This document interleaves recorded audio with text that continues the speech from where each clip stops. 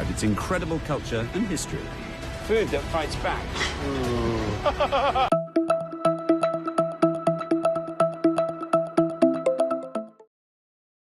내셔널 지오그래픽 영국판이 황혼이 지는 부산의 하늘사진을 게재해 흥미를 끌었습니다.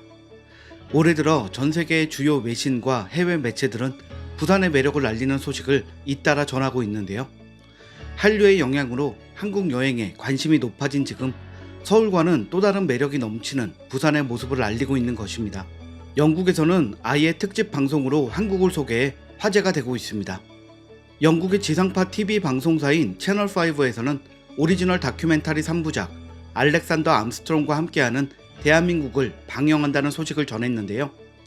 해당 프로는 어느 지역의 문화와 음식 등을 직접 체험하고 소개하는 여행 다큐멘터리입니다. 이 프로그램의 인기는 이미 작년에 아이슬란드를 소개하며 방영된 알렉산더 암스트롱의 아이슬란드 기행을 통해 증명되었는데요. 그 당시의 방송은 190만 조회수를 달성했으며 올해 EBS에서 세상의 모든 다큐로 방영되기도 했습니다.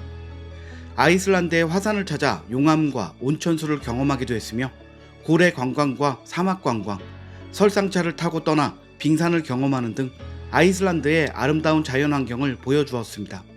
또 여름을 맞아 24시간 어두워지지 않는 수도 레이캬비크를 찾아 아이슬란드의 독특한 술 문화와 함께 다양한 밤문화도 체험하는 등 아름다운 자연환경과 그들의 생활상을 뛰어난 영상미로 소개했습니다. 그 방송을 보고 죽기 전에 아이슬란드는 꼭 가봐야지 라는 마음까지 들게 만들 만큼 환상적인 다큐멘터리였습니다. 그렇게 각 나라의 다양한 모습을 소개하는 다큐멘터리 방송이 이번에는 대한민국을 찾은 것입니다. 대한민국 편에서는 서울, 부산, 제주 등을 방문해 한국을 소개했는데요. 이번 다큐멘터리를 찍기 위해 한국을 찾은 제작진은 국내 여러 도시를 촬영하면서 특별히 부산에 푹 빠졌습니다. 그들은 부산에서 이틀이나 머무르며 자갈치 시장, 금정산성 막걸리 마을 등 부산의 정취를 느낄 수 있는 장소를 집중적으로 촬영했습니다. 세계 곳곳의 매체들은 해당 방송을 일면 기사로 내기도 했는데요. 영국의 데일리 메일은 K-팝에서 세계를 선도하는 혁신까지 알렉산더 암스트롱은 이 매혹적인 나라를 가로지르는 긴 여정에서 진정한 한국을 발견합니다. 라는 기사로 이번 대한민국 특집 방송을 소개했습니다. 대중에게 많은 사랑을 받고 있는 알렉산더 암스트롱은 한국에 있습니다. 그는 채널5의 두 번째 주요 시리즈 지구상에서 가장 영향력 있고 성공적인 국가 중 하나를 가로질러 장대한 여행을 하고 있습니다. 한국은 일본의 점령, 전쟁, 독재라는 20세기의 잿더미에서 벗어나 세계 10위의 경제 대국이 되었습니다. 신비롭고 매혹적인 이 나라는 제조 강국만큼이나 문화 수출로 유명해진 극단의 나라입니다. K-팝에서 K-드라마, 오징어 게임, 한국 치킨에 이르기까지 알렉산더 암스트롱은 서울과 부산의 거리를 방문하여 이러한 현상을 가까이에서 보고 한국 문화가 세계를 장악한 방법을 발견합니다.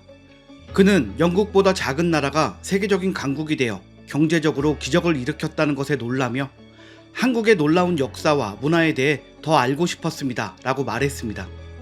이 글에서 알렉산더 암스트롱은 한국의 도시를 아름답고 혼돈스럽고 매혹적인 도시라고 표현했습니다. 영국의 더 타임즈 역시 다큐멘터리 방영에 맞춰 기사를 냈는데요. 캐시 아담스 기자의 알렉산더 암스트롱과의 인터뷰 내용을 실은 기사입니다.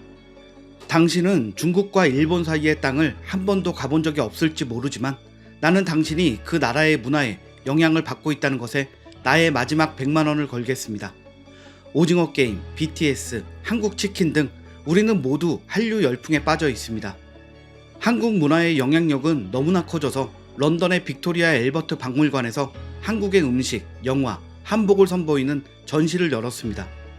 그리고 채널5는 영국에서 가장 호감 가는 방송인인 알렉산더 암스트롱을 한국으로 보내 대한민국 전역에서 한류를 경험하도록 했습니다.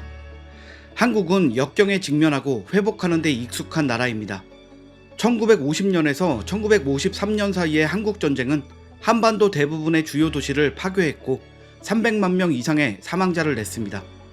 1950년대의 한국은 세계에서 가장 가난한 나라 중 하나였습니다. 하지만 지금은 10번째로 큰 경제 대국이자 기술 발전의 선두주자입니다. 한국의 이 같은 성공 사례는 두바이에 필적하는 사례이지만 우리는 여전히 한국을 절반의 국가로 생각합니다. 알렉산더 암스트롱은 세계를 휩쓸고 있는 한국 문화에 대해서도 얘기했는데요. 한국 문화의 특징은 기본적으로 희망이 없던 그을린 땅이었다라는 점입니다. 한국의 과거는 어떤 것도 뿌리를 내리도록 허용되지 않았습니다. 그래서 우리가 지금 목격하고 있는 것은 일종의 물리적 한류, 즉 마침내 표현을 찾을 수 있게 된 한국 문화의 위대한 출현입니다. 한국인들은 이제 스스로에 대한 이 미친 믿음을 중심으로 뭉쳤습니다. 그리고 그것은 실제로 미친 믿음이 아니라 미친 듯이 강렬하다는 말입니다. 또 그는 많은 사람들이 궁금해했던 강남 스타일에 맞춰 춤을 췄습니까? 라는 질문에는 아니 나는 거세게 저항했다. 나는 싸이 댄스를 마스터한 적이 없다고 말했지만 방송의 첫 번째 에피소드에서 걸그룹 아이돌과 함께 K-팝 댄스를 추기도 했습니다. 결국 그건 정말 재밌었어요. 저는 K-팝에 정말 빠졌어요. 그것은 피부 바로 아래에 침투하는 바이러스처럼 미친듯이 전염성이 있습니다. 라고 K-팝의 매력을 인정해버렸습니다. 부산을 찾은 그는 자갈치 시장에서 먹은 개불이나 오징어 등을 먹고는 입에 넣으면 안 되는 것을 먹었다 라고 말했지만 말고기를 먹고는 말의 내장과 같은 다양한 조각이 있었습니다. 나는 이것을 보고 끔찍했지만 솔직하게 말할게요. 그 말이 진짜 맛있었습니다. 라고 한국 음식을 접한 후 솔직한 심정을 밝히기도 했습니다. 사실 부산에 대한 해외의 찬사는 한두 번이 아니었습니다. 미국 지리학회에서 발간하는 여행 전문 매체 내셔널 지오그래픽 트래블러가 부산을 2023년 숨이 막히도록 멋진 여행지와 체험 장소 25곳 중 하나로 뽑았는데요. 도시 단위로 선정된 것은 아시아 전체에서 부산이 유일한 곳이었습니다. 이뿐이 아닙니다. 프랑스 온라인 미디어 디모티베이터가 부산의 아름다움을 느낄 수 있는 대표 명소들을 안내하기도 했습니다. 범어사, 자갈치시장, 태종대, 용두산공원, 센텀시티, UN 기념공원 뿐만 아니라 자녀와 함께 즐길 수 있는 아쿠아리움을 소개하며 방문하기 위한 교통편 등도 자세히 소개하기도 했습니다. 필리핀의 뉴스 전문 매체 레플러는 부산은 해안선을 따라 위치한 인기 있는 여름 여행지이면서 추운 겨울에도 여전히 해변에서 조깅하고 수영할 수 있는 도시이다 라며 경제적이고 가치 있는 여행지로 추천하며 상세한 여행 일정과 비용도 안내했습니다.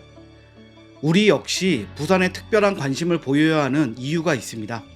바로 2030 세계 박람회를 우리나라 부산에서 유치하고자 애쓰고 있기 때문인데요.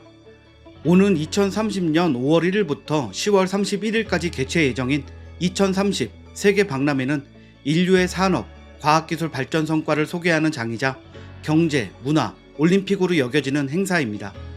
부산시가 2030 세계 박람회를 유치한다면 대한민국은 세계 박람회, 올림픽, 월드컵이라는 3대 대형 이벤트를 모두 개최하는 7번째 국가가 됩니다. 산과 바다, 과거와 미래, 문화와 무역이 함께 공존하는 대한민국의 부산에서 전 세계인들을 초대할 수 있는 대형 이벤트가 꼭 성사되기를 바라며 오늘 준비한 소식은 여기에서 마치겠습니다. 구독과 좋아요 부탁드리겠습니다. 시청해주셔서 감사합니다.